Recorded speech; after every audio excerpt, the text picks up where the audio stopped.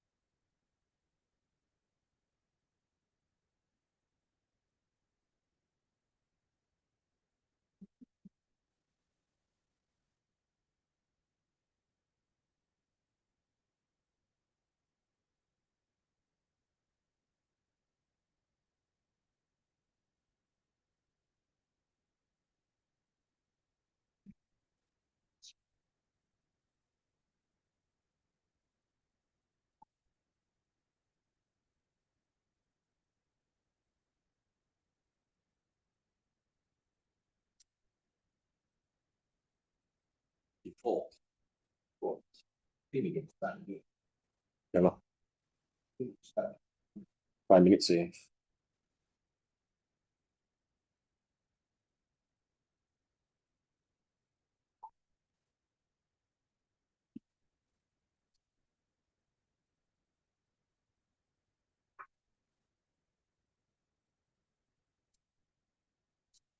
Okay. Ladies and gentlemen, good afternoon. MPMA members and friends of MPMA, and welcome to this online webinar organized by MPMA in collaboration with Verra, entitled Plastic Credits as an Innovative Financial Instrument. Next slide, please, girls.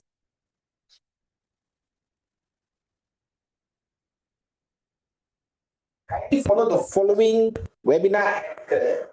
Please note, we have muted and turned off video of all the participants to ensure no disruptions throughout the webinar. Participants may ask or post questions related to the presentations in the chat box during the webinar. The speakers will only answer questions that are clearly written and based on the presentation. Kindly refrain from marketing your goods or services in the chat box. The chat box is only for queries related to the presentation, and the organizer reserves the right to remove participants who run afoul of the webinar etiquette. Next slide, girls. At this juncture, it gives me great pleasure to invite all of you to turn on your video for a group photograph. Girls, can allow everyone to turn on their video.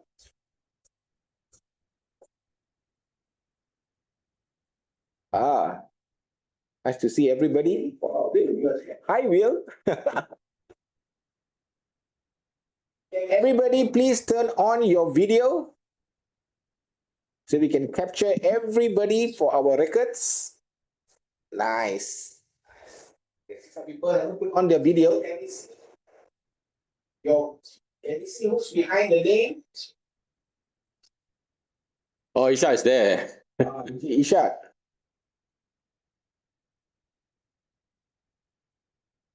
Yes, please put on your video for the group photograph so that we can continue with the webinar. Hi, Mr. C.Y. Lim. Hi.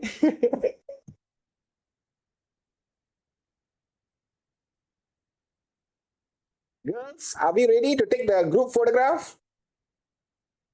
Girls?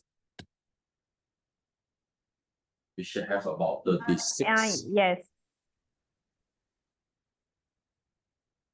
Nita, can you give us the cue, Punita, maybe? When shall we smile for the camera? Okay, 1, 2, 3, smile.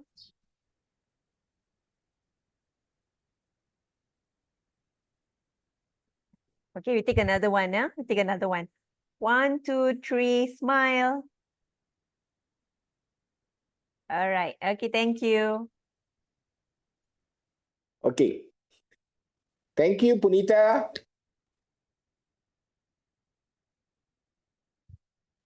It now gives me great pleasure to introduce the facilitator for today's webinar. Next slide, please.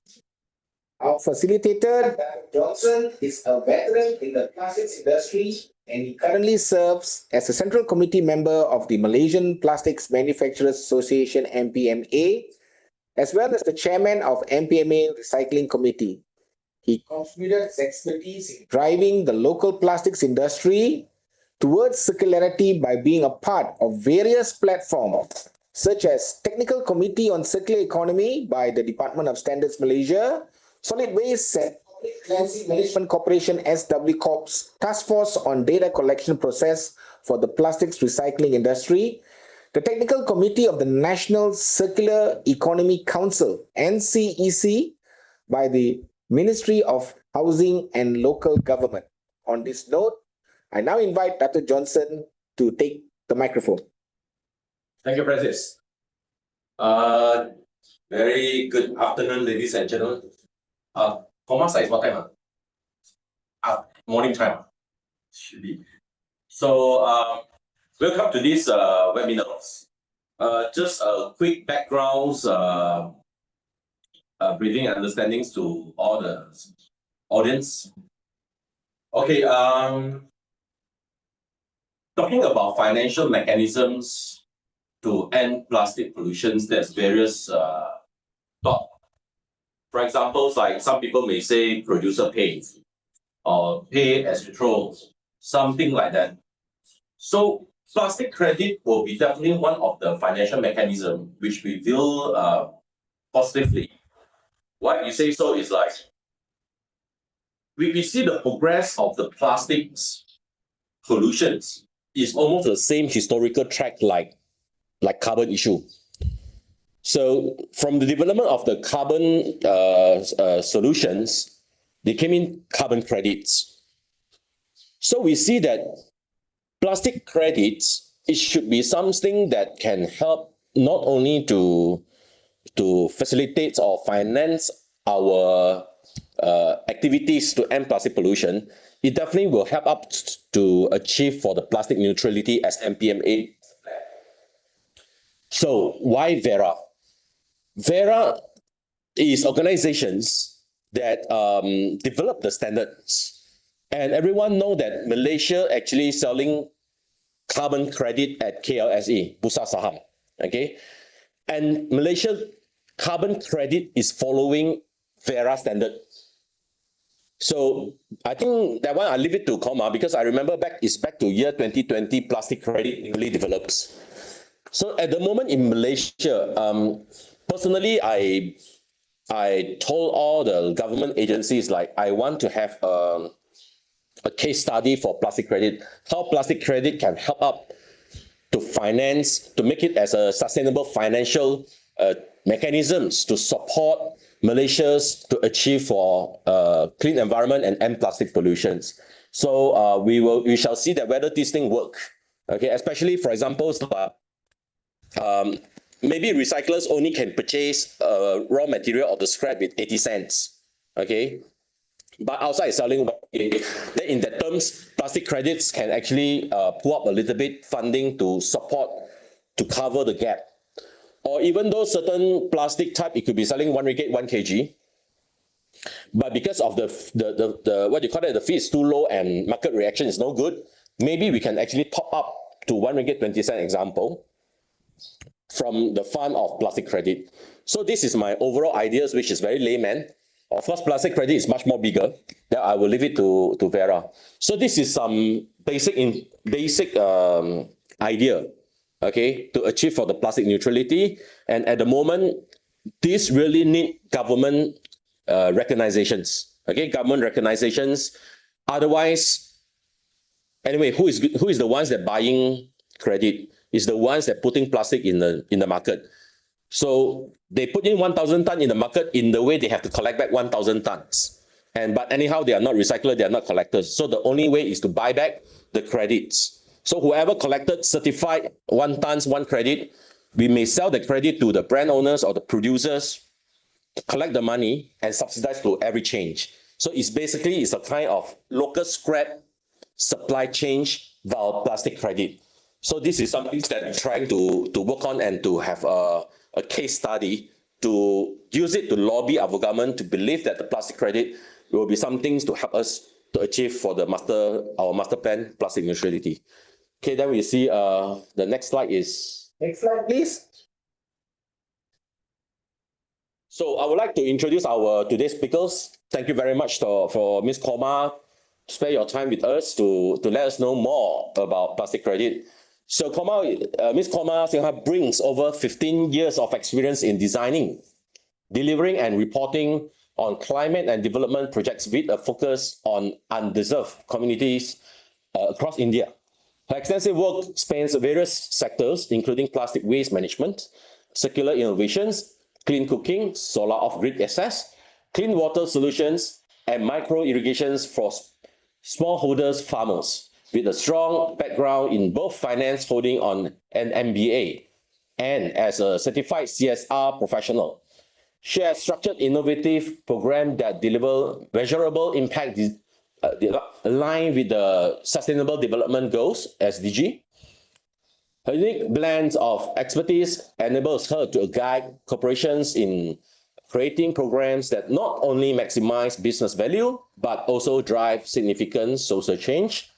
And Ms. Komal currently is a Senior Director for Plastic and Sustainable Development Policy and Markets under Verra. So the floor is yours. Verra, Komal.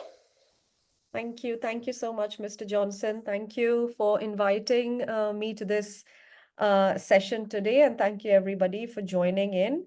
So I'll just share my screen.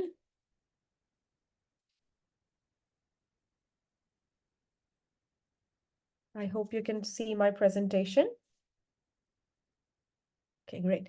So yeah, thank you once again for taking the time to join this session where I'll try to provide information about Verra's plastic program and plastic credits as an innovative finance mechanism. Over the next several minutes, I will talk about these topics. So an overview of the program itself, what is the value of Verra's plastic program certification to a range of different users, how this program mobilizes finance for local plastic waste collection and recycling activities. Then we will narrow in on the role of the plastic program and plastic credits for national policies such as EPR. And then we will specifically talk about its role in Malaysia. We'll also introduce a few examples of plastic program projects in nearby regions, and then a few next steps for your consideration and discussion. So Mr. Johnson very kindly already introduced Verra, but just to kind of set the scene, Verra is a mission-driven not-for-profit that develops and manages a range of environmental and social development standards that benefit the governments, the private sector, civil society, and so on. And you can see the standards that Verra manages currently on the screen, out of which the Verified Carbon Standard is the largest standard program with more than 1 billion carbon credits issued to date. We also have other sustainable development standards such as Climate Community Biodiversity, SD Vista, and plastic. The focus will be on the plastic waste reduction standard or plastic standard. Verra, like I said, is a not-for-profit. We are headquartered in Washington, D.C., but we have staff spread across the world. And today I am addressing you from Hyderabad in India. So we'll start with providing you a general introduction to Verra's plastic program and plastic credits and its role in catalyzing effective local plastic waste management. So the plastic program consists of two broad components. One is the plastic standard and second is plastic credits. Plastic standard is a global framework for measuring the impacts of plastic waste collection and recycling activities, and it also incorporates mandatory environmental and social safeguards. Those projects that are certified with Verra's plastic standard will be able to issue plastic credits, making sure that they are able to adhere to all the requirements of the plastic program, and also these projects are third-party audited. There are two types of credits that will be issued in the program based on the end outcome of plastic waste. So waste collection credits and waste recycling credits. Waste collection credits are issued recognizing that there are certain material types that currently do not get collected because there is no market value for them. In certain regions, this might look like, multi-laminate plastics or flexibles, where we know in most of the regions there isn't a recycling technology, which means that there is a no market value and hence it does not get collected. So waste collection credits is sort of a mechanism to create financial incentive for those materials so that they get collected and efficiently managed or disposed. And waste recycling credits, as the name suggests, is meant to incentivize recycling of plastics. Multiple definitions of plastic credits have been around for some time, but for Verra, which is the largest flagship standard developer and issuer of credits, we define plastic credits as 1 ton of additional plastic waste that is collected from nature or recycled. In very simple terms, plastic credits are an investment mechanism that can finance collection and recycling of plastic waste anywhere in the world. They can also finance setting up and scaling up plastic waste management infrastructure, which can directly lead to increased availability of recycled feedstock that can replace virgin plastic production and use, and also help companies meet their recycled content goals.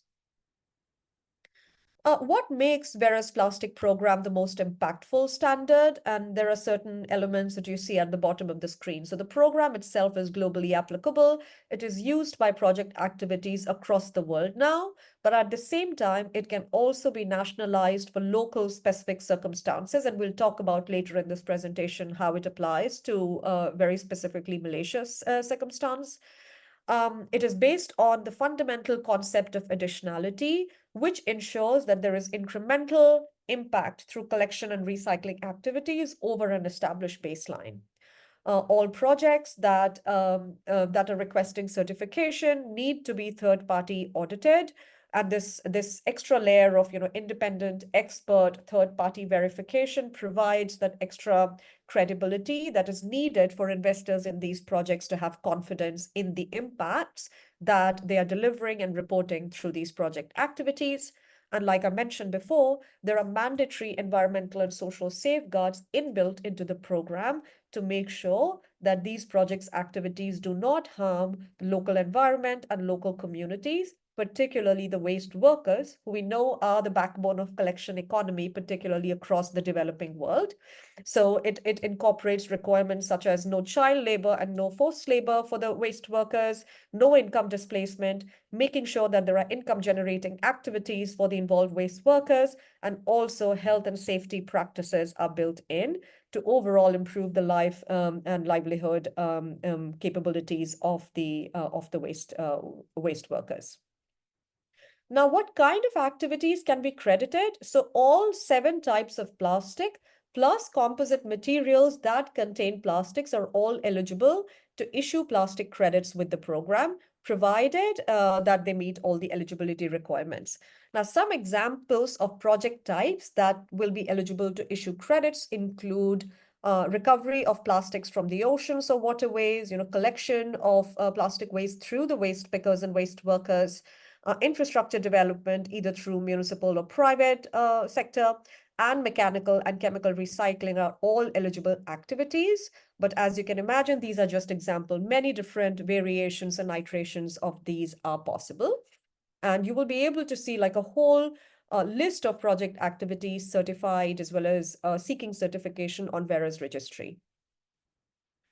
Now, this is an illustration that kind of talks about who are the various different actors that are involved in a project, in a plastic credit project cycle. So at the top, there is Verra. So Verra essentially sets out the standard for these collection and recycling projects and for these projects to issue plastic credits. We do not, as an independent neutral standard setter, we do not get involved in project development, nor do we get involved in sale and transaction or purchase of credits. But we do conduct a lot of training, educational, and capacity building sessions for different stakeholders to help build the capacity should they plan to use Verra's plastic program. So what we are doing today is kind of an example of that. And we do several such sessions with governments and policymakers and range of different stakeholders. I will share some other examples later on in this presentation as well. Now, compliance with plastic program requirements for a particular project activity will be assessed by third-party auditors. So going back to what I said, so third-party audit is mandatory for the program. And these auditors with the program are known as validation and verification bodies, or VVBs, who are expert in this sort of work. These auditors assess compliance with plastic program requirements. And once that is done, Verra reviews the project documents, audit reports, etc., in order to issue plastic credits associated with a particular project in those related, related registry account.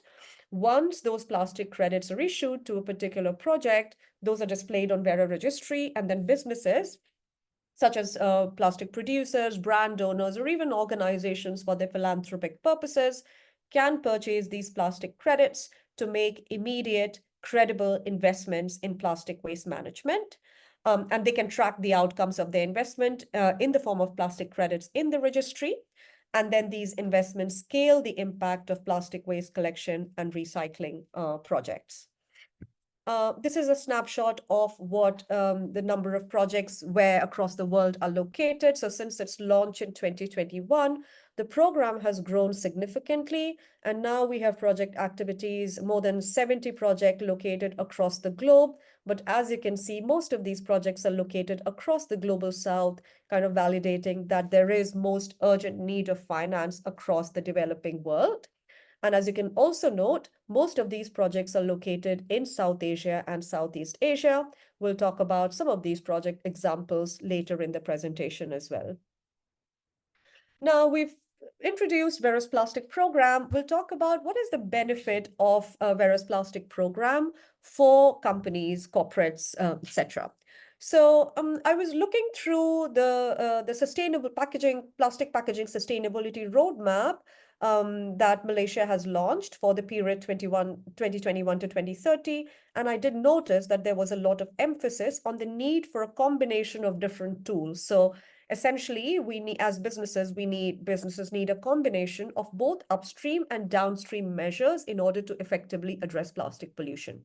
While upstream measures include initiatives such as plastic reduction, reuse, refill, or redesign initiatives, there is an urgent and immediate need to expand plastic waste collection and recycling systems to minimize the likelihood of plastic leakage and mismanagement into the environment. And this is what Plastic Program is really focused on doing. So what is the benefit of plastic credits to a business? First of all, it supports by supporting the setup and scale up of plastic waste recycling infrastructure, it directly increases the availability of recycled feedstock. So there is this opportunity to increase local availability of recycled feedstock and reduce dependence on imported materials. It allows companies to demonstrate leadership in plastic pollution immediately, because we know that upstream work is extremely important, but it takes time and we cannot wait until then to address plastic pollution. So this is a credible and immediate way to make impact. We've spoken about Malaysian government's intent to move to or transition to mandatory EPR. And this is a great mechanism to prepare companies for that future compliance by establishing an internal cost for the use of plastic. And I will provide more detail on Malaysia's specific scenario later in this presentation. And when companies want to make investment in plastic waste collection and recycling projects, there is a huge effort for them to identify the right kind of project to make sure that the investment is going into high quality projects. Whereas Plastic Program reduces all of that effort for the companies because these projects have already been vetted and certified and operational. So it is easy for the companies to simply invest in those projects through plastic credits that are third-party audited, that are high quality, incorporate environmental and social safeguards. So there is minimum risk for companies associated with these activities. And then it allows for harmonizing the impact measurement and reporting because the program is an established global framework and being used by several project activities across multiple countries. Now, just building on what I said, so benefits for companies, I think there are 4 important parameters that companies will find valuable with the plastic program. First is rigor. So the plastic program has multiple robust requirements that make sure that the risks, the environmental and social risks associated with, a plastic waste collection and recycling project is minimized. For example, social safeguards make sure that the informal sector is identified, is involved in the project design and implementation process. There's no child labor and forced labor. They are remunerated effectively in line with local laws, etc. So the buyer, when investing in these projects, has a lot of confidence that these projects are complying with local regulations and they're going above and beyond those local regulations as well.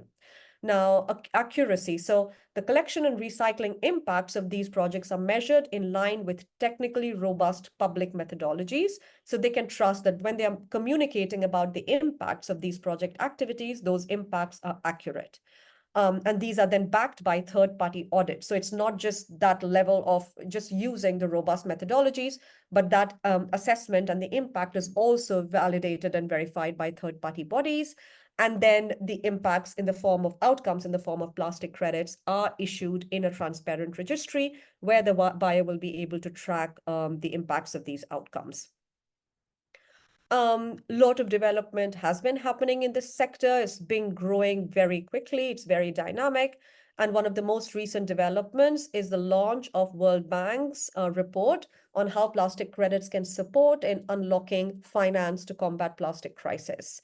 This report was launched a few months back, but Verra has been very closely involved in providing inputs and insights to the World Bank team in order to develop this report. In this report, Verra's plastic program is highlighted as one of the 3 fully independent plastic crediting programs, and the value of Verra's plastic program is also very clearly highlighted in the report. And I think this is an important milestone because World Bank has gone ahead and prepared this report, and in combination with the World Bank bond, I think this is a transformational thought leadership piece that we'll be happy to share with you after the webinar as well. Now, we'll talk a little bit about, we say this is a finance mechanism, but how does it really work in practice? So I think one very encouraging sign is that there has been a lot of focus by national governments to design and implement policies to address plastic pollution. But at the same time, we also know that effective implementation of these policies require large-scale finance. And reading through the World Bank report, I think there are statistics that say that this funding gap for circular economy is anything between 400 billion to 1 trillion US dollars, which is a significant gap. And this is where Verra's plastic program comes in as one of the mechanisms that can mobilize large-scale investment to expand plastic waste collection and recycling systems needed to create a circular economy by addressing legacy plastic pollution and preventing further leakage into the environment.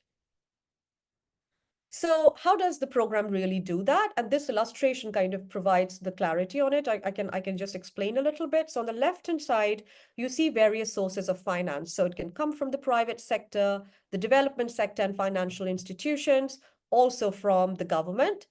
And then in the center, you have the plastic program. So the plastic program and plastic credits essentially can either work independently or they can blend with other implementation approaches such as EPR or outcome-based bonds, etc., in order to mobilize finance from all of these sources towards high-quality plastic waste collection and recycling activities. And the plastic program and plastic credits have therefore been also recognized as an innovative finance and blended finance mechanism by a range of different sources. And we'll talk about some of them now. So I'm sure most of you have heard about World Bank's recent launch of the plastic waste reduction linked bond, which is an example of an innovative finance mechanism.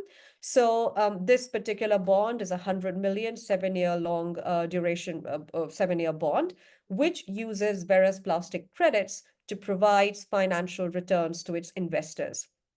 2 projects with Verra's plastic program are recipient of funding through this bond by the private sector. And what's important is the credibility of Verra's plastic program and its requirements has provided confidence to a broad range of investors to support plastic waste management projects in their key geographies and use Verra's plastic credits to receive financial benefits. So this is kind of an example of how these instruments can be structured innovatively and how Verra's plastic program can make these financial transactions attractive, while at the same time delivering impact to the local communities through these projects. The 2 projects that have received funding, I will not go into the details, but one of them is located in Ghana. It is now certified, and the second one is located in Indonesia, which is in the final stages of certification. When we talk about Verra's plastic program and plastic credits as innovative finance mechanism, it's also important to mention how it is being referenced within the Global Plastic Treaty. So there are a range of resources that have been published so far that reference or recognize plastic credits as an innovative finance mechanism.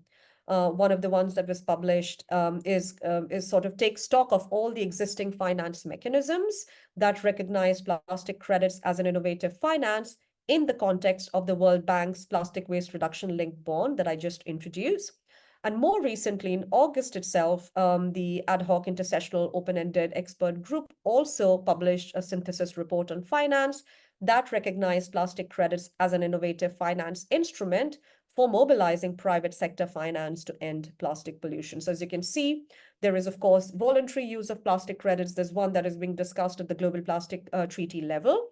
But now we will kind of just try to become more specific and talk about the role of plastic credits for national priorities. On a high level, plastic credits can support national EPR programs. Now, on the left-hand side, we talk about how governments can set up like an enabling environment and what are the benefits of that approach. So governments may consider including a provision for plastic credits or a globally recognized regulatory framework for measuring the impacts of EPR schemes. And this could be one of the pathways that can be incorporated in the EPR for meeting compliance. The benefits of that approach are manifold. So it will allow obligated entities such as producers and brand owners to connect to a ready pool of plastic waste collection and recycling projects in their region. As I already introduced, this kind of reduces the due diligence process and allows companies to be able to immediately and effectively meet their targets associated with plastic waste collection, recycling, or recycled content. It also allows companies to be able to fund projects, activities in regions that need this finance most urgently. For example, at least most of the regions where I have worked, I've seen that while the urban regions do get some amount of finance, the rural regions mostly get ignored because the municipal fee collection is sparse, and as a result of which waste management services do not adequately reach those regions. That is where plastic credit finance can come in as a complementary source of finance to increase collection and waste management in rural regions. At the same time, it can also finance collection and end-of-life management of those material types that currently do not get collected, such as I mentioned before, flexibles, multilaminates, etc., depending upon national circumstances. For the government also, it holds a lot of benefits because it can reduce government's administrative burden that is associated with monitoring and, administrative activities with measuring the impact of collection recycling activities within EPR, because Verra's plastic program has all of these monitoring, reporting, verification protocols built in that can easily and readily be used by governments. It has also got a lot of positive social implications because through the social safeguards, it can improve livelihoods and health and safety parameters for the informal sector. And it allows for uniformity when measuring and comparing impacts between two projects or across two regions. Now, in the next two slides, I'll talk specifically about the Malaysia circumstance. I'm sure you know about this more than me, so please feel free to share your insights after the presentation. But when I started looking at some of the conversations that I've had with some of the stakeholders, I do understand that these are some of the challenges that need to be addressed in the region specifically. And this is not very different from the other developing countries or India, where I've lived and operated most of my life. So we know that from the World Bank report, as well as Malaysia's plastic sustainability roadmap, that less than 25% of plastic resins are currently being recycled. And some of the key strategies that are needed to be implemented to improve domestic recycling is, first of all, source segregation. It is a persistent problem across the entire developing world, where material do not get appropriately segregated at source, as a result of which recycling and resource recovery is poor. We need to scale up domestic recycling capacity urgently because the production and the use of plastic is growing exponentially, and therefore existing recycling capacities are not able to match up to that. There is a need to mobilize large-scale investments, therefore, into plastic recycling to match that need. Of course, this will be important to increase availability of high-quality recycled feedstock so that dependence on imported materials is reduced. And I think there have been a lot of references to Basel norms, which kind of put a lot of pressures on imported materials. And then there was also an urgent need to harmonize standards and policies across board that can reduce confusion, enable consistent measurement of high-quality outcomes, and then implementing market-based measures such as EPR schemes and plastic credits. Now, in line with this, Malaysia's sustainability roadmap has laid out a few targets that I've listed here, which is relevant for the conversation today, is achieving 25% post-consumer plastic packaging recycling, 15% average recycled content, 76% CFR collected for recycling, and a shift from voluntary to mandatory EPR. All of these are pretty much in the horizon between 2025 to 2030. Now, what role specifically can Verra's plastic program and plastic credits play in achieving each of these? I think a lot of these points I have already made, so you already have heard most of these from me, but very specifically, when we are talking about recycled content target, we know that availability of recycled feedstock is a limitation in most of the countries. And therefore, because plastic program can finance development of recycling infrastructure, it directly translates into increased availability of recycled feedstock needed to meet these targets. Because if there isn't enough supply, then the cost of these material rises, which kind of makes companies shift back to virgin material, which is exactly the situation we want to avoid. Then these two related targets, so achieving post-consumer plastic packaging recycling and achieving collection for recycling of 76% by 2030. So plastic program creates financial incentives for collection and management of materials that either do not get adequately collected or efficiently sorted. So we've seen like blended finance through the World Bank bond. There could be more such mechanisms coming up in the future. So by aligning financial flows from a range of different sources from the private sector towards high quality plastic waste management projects, the program can directly contribute to each of these two targets.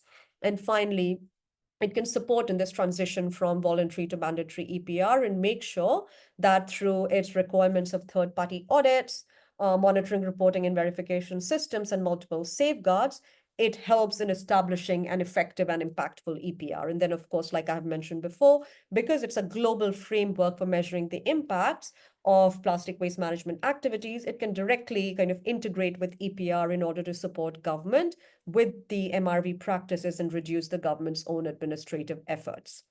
Now, when we are talking about obligated entities or potential obligated entities, of course, I mean, the new EPR regulation is still to be seen, but in general, we have seen that companies have like two routes to meet these targets. It could be self-recycling or recycling through a third-party organization such as PROs. So when either the companies, when they are doing recycling themselves, there is a need to immediately support these projects. They can always use plastic credits in lieu of self-recycling, because like I have said multiple times, it allows PBOs, or producers, importers, and brand owners to directly connect with high quality projects in their region that can help them meet their targets immediately and effectively. Also, when they are working through a PRO, an industry-led PRO, or a established PRO, the PRO could also use Verra's plastic program as a measurement and crediting framework, because they have a projects could get certified, plastic credits could get issued, and those credits could then support in meeting collection, recycling, and recycled content targets. So that kind of is everything on Malaysia specific. Now, just a few examples of project activities that we have. So far, we don't have a project activity in Malaysia, but I think it's just a matter of time before we'll get projects from your region. But so far, we have project activities in Indonesia, in Southeast Asia and Indonesia, and this project is implemented in a public-private partnership model. So the government, brings in their expertise as well as capital expenditure, and the plastic credit provides finance through, subsidizing operational expenditure and establishing waste management systems. Similarly, this is a project in Batam region of Indonesia. Again, it collects and implements cleanup activities, but at the same time, it identifies and hires local community to conduct these waste management exercises. And then last but not the least, a project in Thailand, which both issues collection and recycling credits for its activities. Now, coming to the final slide. So, of course, I mean, there's so much resource that we publish and put out in response to the feedback that we receive from stakeholders like yourselves. So all of that is available on the website, but we're always open to engaging with you more closely through technical, educational, and capacity building sessions. So please let us know if that is of interest. For example, we recently, just last month, we concluded a very successful in-person capacity building workshop for the governments, policymakers, and banks and financial institutions in Jakarta, where the coordinating Ministry of Maritime Affairs, gave a keynote speech, and they recognized plastic credits as an innovative finance as well. And I think this has set in motion a lot of like collaboration opportunities in the region. So we hope to have something similar in Malaysia with you as well. But please let us know if you have any further thoughts or questions. So with that, I come to the end of my presentation. Thank you for listening, but happy to take any questions. Hey, thank you, Komal. Q&A, is there anything? Okay, maybe I just elaborate more about what Komal mentions just now. It's like, yeah, Indonesia and Thailand is working on it. As everyone know, the cabinet approved for Circular Economic Acts that could be submitted to Parliament, let's say in between about 18 to 24 months. And within this act, or we believe that extended producer responsible EPR will be definitely under the Circular Economic Act. Now, government definitely need the financial mechanisms. So there's various of mechanisms that been considered, for example, like pollution fees, that maybe to force a virgin producers to pay for a certain amount for the virgin that they produce, or producer pay, but we don't know that what standard they want to use to execute the producer pay, or pay as you throw. This one I believe should be kind of pintu cukai pintu, or something like that. So we believe that, oh, that's a question from Isha. So we believe that even MPMA should have a stand of what kind of financial mechanism. Well, since Alvin is here, meaning this word is actually for you, Alvin. We should have a stand as what is our financial mechanism that we're going to support. So are we supporting like pollution fees or any other type of fees, which is to support for the financial mechanism? Personally, my company signed up with Verra for the project. We call it the projects. So unfortunately, it's a bit too busy for me I can see from Indonesia and Thailand. I'm trying my best to execute it and try to do a case study in Malaysia with the support, of course, from Komal and Verra, to see that how actually we can do the plastic credit in Malaysia. Of course, with the support and need to lobby for government side lah. This is for sure lah. And of course, if this is success, of course, best way is to let the MPMA as a base, or even we have the other company, the other public account. What you call that? The time want to close down. What is that? Design. MPDC. It's a public account. Okay, you see carbon credit is listed in KLSE. And if you want to do a plastic credit, it must have a host to actually host it. And the project is basically, normally only recyclers will sign up with Verra as a project. So in a way, it's like my company is trying out the case study and maybe the whole contribution to MPMA to execute for the overall financial mechanism in Malaysia. This is some of my idea that I would like to maybe to propose to committee in soon as committee meetings. Okay, there's a question. One question in the group. Okay, we have questions here for you, Komal.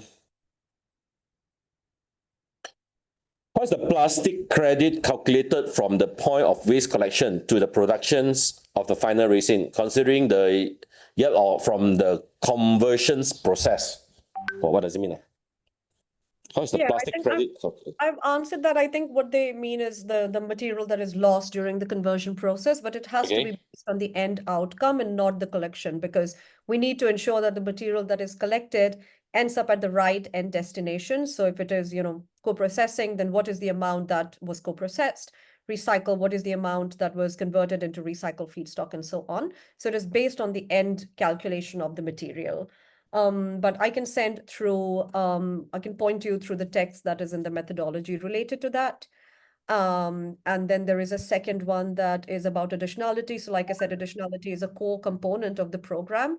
And there are eligibility requirements as to how a project can demonstrate additionality. It is in 3 steps. for collection as well as, so there are two methodologies for collection recycling. It is separately established in 3 steps. So the project can first try step number 1. If they don't meet it, then they go to step number 2. If they don't meet it, they can go to step number 3. But if they fail all 3, then it means that the project is not additional and therefore will not be able to issue credits. But yeah, I think it's all very detailed in the 2 methodologies. Question 2 is like, how can a plastic project ensure additionality and prove that the waste collected or recycled is additional?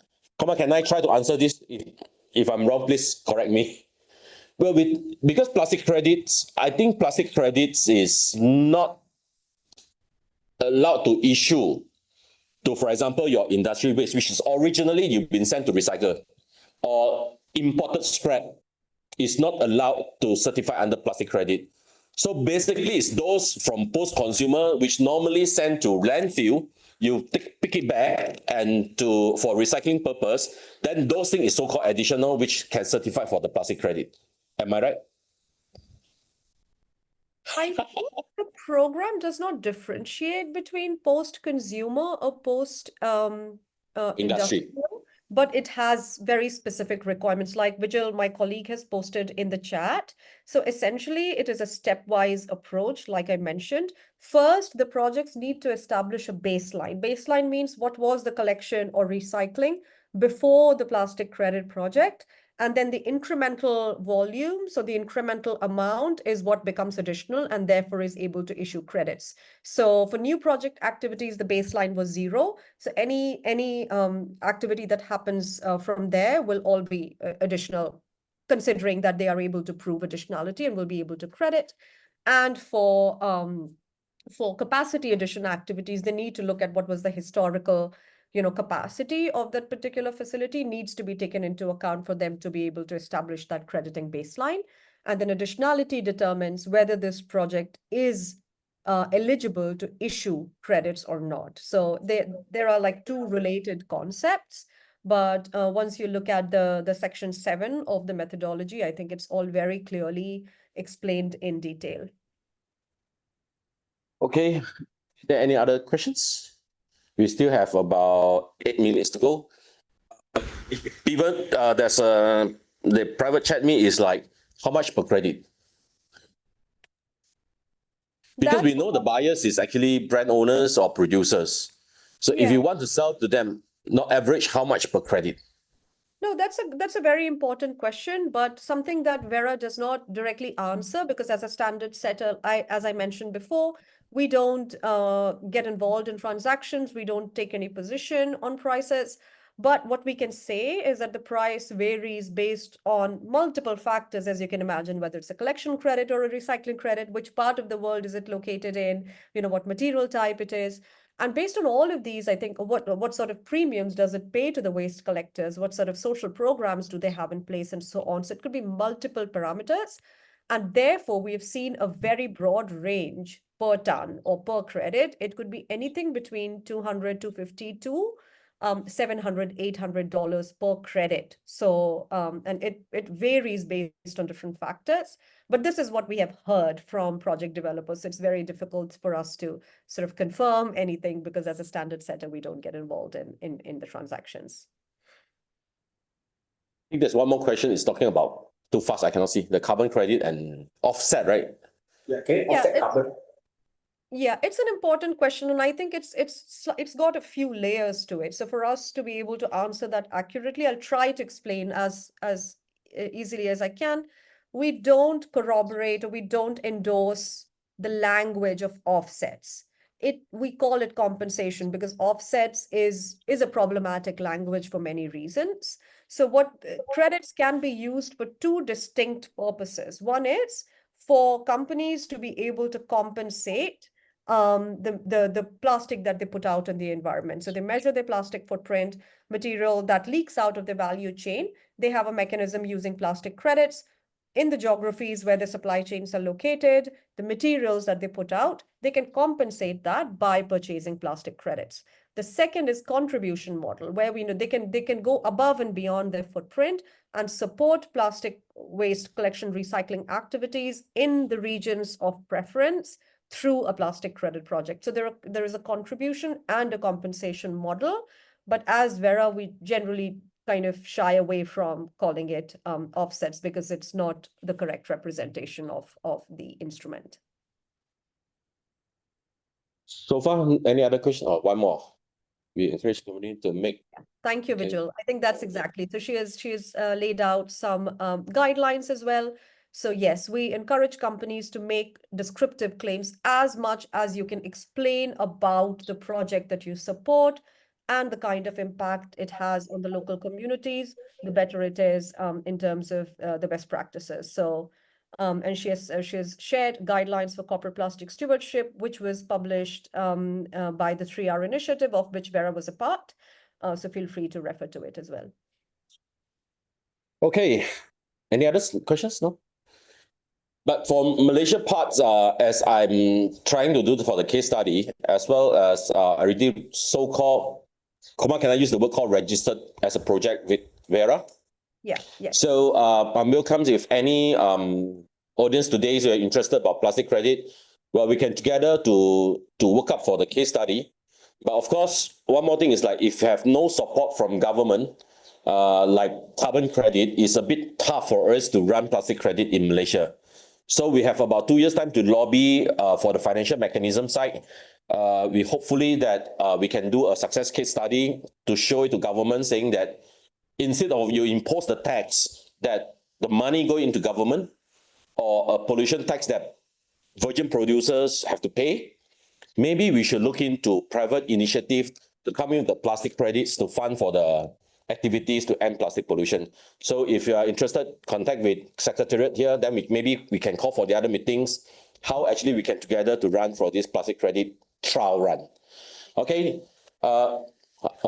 One more question, is it? That's growing arsenic. I can't read it too fast. Nati, can you post the question quickly into the group for Dr. to read? Komal, I can read that question, right? Yes, I'm just going through it. There is goodness.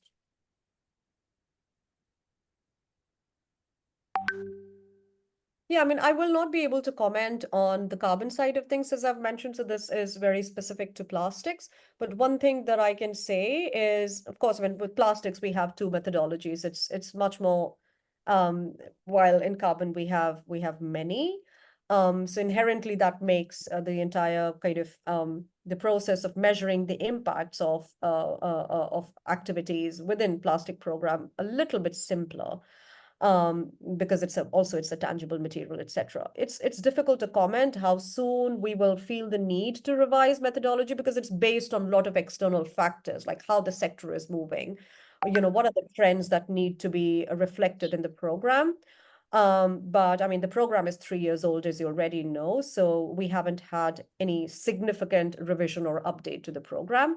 But at the same time, we also believe in the principle of continuous improvement. So when there is a need to revise in order to stay abreast with the developments in the sector and the policy and things like that, we will do that. But Verra doesn't do it alone. So we do it in consultation with external stakeholders, and we do it in consultation with a plastic program advisory group. There's going to be a public consultation, technical review. So there is a whole process laid out, and you would be able to participate in it as and when that happens. So yeah, that's as far as I know. But yeah, I mean, happy to answer any questions related to that offline as well. Great. Well, just nice. 15:29. Just nice 1 hour. So if no other questions, on behalf of Malaysian Plastic Manufacturers Associations, thank you very much, Komal. And then we definitely have to work. I will work harder for that to come up with a case study. And thanks again for your support and your presentation today. Thank you, Komal. Thank you so much, Mr. Johnson, for all the MPMA members and everyone for attending. Thank you for giving us the opportunity, and hope to stay in touch with all of you. Thank you. Yeah, before that, Komal, I forgot advertisement time. So don't forget 15, 16, our MPMA International Plastics Conference 2024. Komal will have the other presentations to us. So please join us on 15 and 16 of October. Thank you very much. Bye, Komal. Thank you. Bye. Bye. Bye. Thank you. Thank you. Bye-bye. Done. Off already.